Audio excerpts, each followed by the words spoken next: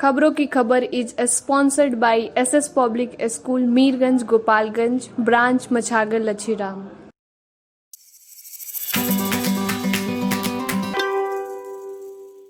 मैं हूं दया शंकर और आप देख रहे हैं खबरों की खबर। आज की संक्षिप्त खबरें। कुख्यात अपराधी विकास दुबे एवं छोटेलाल सिंह गिरफ्तार। चौराहों रेलवे फ्लाईओवर के पास पुलिस ने 5 अपराधियों को पकड़ा, जिसमें विकास दुबे और छोटेलाल सिंह भी शामिल थे। इनके पास से कार्बाइन और कई हथियार बरामद किए गए। एसपी मनोज तिवारी ने बताया कि इन अपराधियों के ऊपर हत्या, लूट के कई संगीन मामले दर्ज हैं। कुचाय कोट के भटवा मोड़ के पास एक ट्रक ने एक बाइक को टक्कर मारी। 2 बाइक सवार घायल, एक की गोरखपुर जाने के दौरान मौत, दूसरे को लखनऊ रेफर किया गया। प्रशासन के लाख प्रयास के बावजूद भी जिले में शराब की तस्करी नहीं रुक रही है। आज मीरगंज पुलिस ने एक डांगा तिमोहानी के पास एक टेम्पू को पकड़ा। उस टेम्पू में 55 बोतल विदेशी शराब के साथ 7 व्यक्ति नशे में धूत थे, जिनको पुलिस ने गिरफ्तार किया। कल रात हथुआ पुलिस ने रेपुरा और मिर्जापुर से शराब बरामद किया। इसके साथ ही 4 तस्करों को भी पकड़ा। जिला भाजपा कार्यालय पर पूर्व विधान पार्षद सूरजनंदन कुशवाहा की द्वितीय पुण्यतिथि मनाई गई। भाजपा जिला अध्यक्ष विनोद कुमार सिंह सहित भाजपा के सभी नेताओं ने उन्हें याद करते हुए श्रद्धा सुमन अर्पित किया। मीरगंज नगर भाजपा ने भी पूर्व पार्षद सूरजनंदन कुशवाहा को श्रद्धा सुमन अर्पित किया। नए साल के सेलिब्रेशन के लिए अभी से लोगों ने शुरू कर दी है तैयारी। शुक्रवार के दिन 1 जनवरी होने से मांस मछली की ज्यादा बिक्री होने की है संभावना। हथुआ के लोग नगर परिषद मीरगंज में शामिल नहीं होना चाहते हैं। वे लोग हथुआ को नगर पंचायत बनाना चाहते हैं। इसके लिए आदित्य नारायण पांडे के नेतृत्व में उन्होंने शहरी विकास मंत्री के पास पत्र लिखकर इस बाबत मांग की है। हथुआ वासियों का कहना है कि नगर परिषद मीरगंज में शामिल होने से हथुआ का अस्तित्व खत्म हो जाएगा।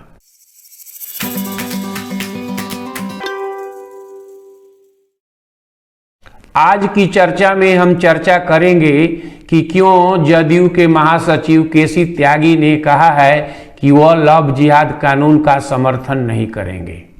इसको जानने के लिए हमें थोड़ा इतिहास में जाना होगा। जैसा कि आप जानते हैं कि भारत में जब मुस्लिम राजाओं का शासन हुआ तो उन लोगों ने यहाँ के हिंदुओं को इस्लाम धर्म कबूल करने के लिए कहा और कहा कि जो लोग इस्लाम धर्म कबूल नहीं करेंगे उन्हें धर्म टैक्स देना पड़ेगा, यानी कि वो जजिया टैक्स लेने लगे। उसके बाद औरंगजेब जब आया तो उसने बलपूर्वक लोगों का धर्मांतरण कराया और बहुत सारे हिंदू डरकर मुस्लिम धर्म को अपना लिए थे। बाद में जब ईस्ट इंडिया कंपनी और दूसरी यूरोपियन कंपनी भारत में व्यापार करने आई तो उनके साथ क्रिश्चियन मिशनरीज भी आए। ये मिशनरीज भी यहाँ आकर के खास करके वनवासी लोग और दलित लोगों के बीच में जाकर उन्हें लोभ लालच देकर उनका धर्मांतरण कराना शुरू किया, जिसका हिंदू धर्म के लोगों ने विरोध किया। इसलिए आज़ादी के बाद जब देश का कॉन्स्टिट्यूशन बना तो हमारे संविधान बनाने वाले लोगों ने इसमें right to freedom of religion को शामिल किया, यानी कि इस कानून के तहत कहा गया कि भारत एक सेकुलर स्टेट होगा और यहाँ के रहने वाले सभी लोग जिस धर्म को चाहेंगे उसको मानेंगे, नए धर्म को चाहेंगे तो अपनाएंगे और किसी भी धर्म का प्रचार प्रसार करेंगे। लेकिन उसमें यह स्पष्ट कहा गया कि किसी भी व्यक्ति को डराकर, धमकाकर, छल प्रपंच करके उसका धर्मांतरण नहीं कराया जाएगा। अगर कोई व्यक्ति ऐसा करता है तो उसके ऊपर कार्रवाई की जाएगी। अब हम चर्चा लव जिहाद का कर रहे हैं। आज के ज़माने में किसी को डरा करके, धमका करके, तलवार के बल पर या लोभ लालच दे करके उसका धर्मांतरण कराना आसान नहीं है। इसलिए मुस्लिम धर्म के कुछ लड़के अपने धर्म का विस्तार करने के लिए प्रेम का झूठा स्वांग रचते हैं। वे हिंदू या दूसरे धर्म की लड़कियों को प्रेम जाल में फंसाते हैं, फिर उनसे शादी करते हैं। शादी करने के बाद अपने धर्म का खुलासा करते हैं और उन्हें इस्लाम धर्म को अपनाने के लिए मजबूर करते हैं। इस तरह की ही घटना को हम लव जिहाद कहते हैं। सबसे पहले लव जिहाद की घटना केरला में 2009 में हुई थी। वहाँ पाया गया कि मुस्लिम लड़के हिंदू और क्रिश्चियन लड़कियों को फंसाकर उनका धर्मांतरण करा रहे हैं।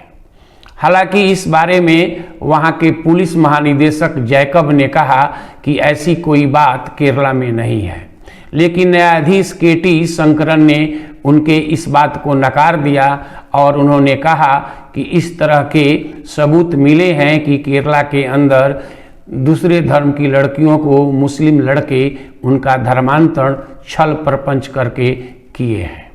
ऐसी ही घटना कर्नाटक में भी हुई और कर्नाटक सरकार ने भी माना कि यहाँ पर संगठित रूप से छल प्रपंच करके हिंदू लड़कियों को मुस्लिम बनाया गया है, लेकिन इसको रोकने के लिए कोई प्रयास नहीं किया गया है। ऐसी ही घटना उत्तर प्रदेश में भी हुई। उत्तर प्रदेश के अंदर भी मुस्लिम लड़के अपना नाम बदल करके, हिंदू नाम रह करके हिंदू लड़कियों को फंसाने लगे और फंसाकर उनसे शादी करते थे और शादी के बाद उनको धर्म परिवर्तन करने के लिए दबाव डालते थे। और ऐसी घटनाएं 2009, 2010, 2011, 2014 में पाई गई। 2014 में दूसरे धर्म के कई संगठनों ने कहा कि हमारे धर्म के लड़कियों को प्रेम जाल में फंसा करके उनका धर्मांतरण कराया गया है। हालांकि मुस्लिम धर्म के लोगों ने इसको इनकार किया। इस तरह केरल में 2017 में एक मामला लव जिहाद का आया था। केरल हाई कोर्ट ने लव जिहाद के इस मामले में जो शादी हुई थी उस शादी को गैर कानूनी घोषित कर दिया, क्योंकि इसमें एक मुस्लिम लड़का एक हिंदू लड़की से धर्म छुपा करके शादी किया था। बाद में वो मुस्लिम लड़का सुप्रीम कोर्ट में गया और उसके दौरान सुप्रीम कोर्ट ने NIA से कहा कि आप इस तरह के सभी मामलों को इकट्ठा करके उसका रिपोर्ट दीजिए ताकि पता चले कि लव जिहाद का पैटर्न क्या है। लेकिन लव जिहाद की घटनाओं में कमी नहीं हो रही थी। 2019 में यूपी में लव जिहाद की ज़्यादा घटनाएं होने लगी। इसलिए योगी सरकार जब आए तो उन्होंने लव जिहाद को रोकने के लिए एक कानून बनाने की बात कही थी, जो इस साल नवंबर में उन्होंने अध्यादेश लाया और उसके बाद लव जिहाद के खिलाफ विधानसभा से कानून पास करा लिया। अभी 2-3 दिन पहले मध्य प्रदेश की सरकार ने भी लव जिहाद के खिलाफ कानून लाया है। हालांकि ये कानून जो बना है, चाहे उत्तर प्रदेश में बना हो या मध्य प्रदेश में बना हो, इसमें हिंदू या मुस्लिम का नाम नहीं लिया गया है। इसमें स्पष्ट रूप से कहा गया है कि कोई भी व्यक्ति यदि अपना धर्म छुपा करके और धोखे से किसी दूसरे धर्म की लड़की से शादी करता है तो उस पर कार्रवाई की जाएगी और उसमें दंड का भी प्रोविज़न किया गया है। इसी तरह ये भी कहा गया है कि अगर किसी नाबालिग लड़की या आदिवासी लड़की को भी अगर बहला फुसला करके शादी किया जाता है तो ये गैर कानूनी होगी और इसके लिए सज़ा का प्रोविज़न किया गया है।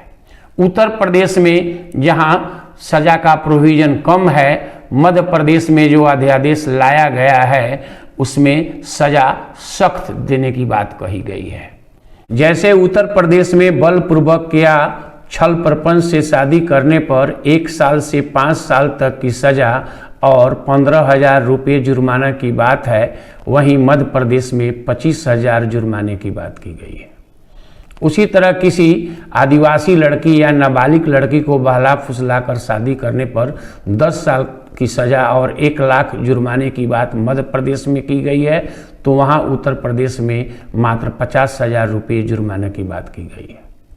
लेकिन पिछले 1 महीने के अंदर उत्तर प्रदेश में 14 लव जिहाद के मामले दर्ज किए गए हैं, जिसमें 2 मामले में पीड़िता ने खुद आरोप लगाया है, वहीं 12 मामले में उनके परिजनों ने आरोप लगाए हैं। इस मामले में अभी तक 51 लोगों को गिरफ्तार किया गया था, जिसमें से 2 लोगों को छोड़ दिया गया है और 49 लोग आज भी जेल के अंदर हैं। कहने का मतलब यह है कि जदयू के महासचिव सीजन्ड लीडर केसी त्यागी का यह कहना कि लव जिहाद के खिलाफ जो कानून बन रहा है वह एक समुदाय के लोगों को टारगेट करके बन रहा है, उनको प्रताड़ित करने के लिए बन रहा है, सत्य नहीं है, क्योंकि कहीं भी इस कानून में किसी धर्म का जिक्र नहीं किया गया है। इसमें स्पष्ट रूप से कहा गया है कि एक धर्म का लड़का यदि अपने धर्म को छुपा करके दूसरे धर्म के लड़की से शादी करता है और बाद में उसे धर्म परिवर्तन करने के लिए मजबूर करता है तो ये गैर कानूनी है। यानी कि इसमें मुस्लिम धर्म या हिंदू धर्म के खिलाफ इस कानून को नहीं देखना चाहिए। ये धर्मांतरण को रोकने के लिए कानून बनाया गया है और इसका सभी लोगों को स्वागत करना चाहिए। आज की चर्चा में बस इतना ही। खबरों की खबर के अगले एपिसोड को देखने के लिए दिए गए लिंक पर क्लिक कर आप हमारे चैनल को सब्सक्राइब करिए, लाइक करिए, कमेंट करिए। आज का एपिसोड आपको कैसा लगा हमें बताना न भूलिएगा। आपके सुझाव का हमें इंतजार रहेगा। धन्यवाद।